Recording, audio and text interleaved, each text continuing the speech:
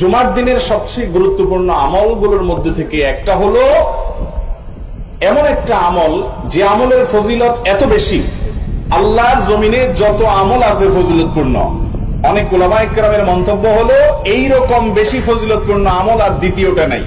আমলটা কি বলবো? আমলটা হলো জুমার দিন যদি কেউ গোসল করে, গোসল ফরজ হয়, গোসল করে, গোসল করার পর আগে আগে ঘুম থেকে উঠার পর মসজিদে আগে আগে যায়, মসজিদে আগে আগে যায়, পায়ে হেঁটে হেঁটে মসজিদে যায় এবং আগে আগে গিয়ে ইমামের খুব কাছাকাছি গিয়ে বসে খুতবা শ্রবণ করে, কোনো কথাবার্তা বলে না, অনর্থক কাজ করে না।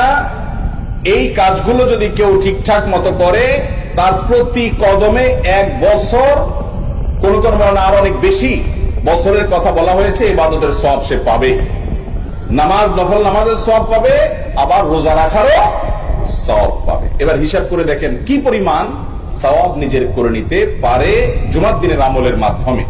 এই জন্য জুমার দিনে এই সমস্ত আমলের কথা আমরা একে অন্যকে স্মরণ করাবো ইনশাআল্লাহ।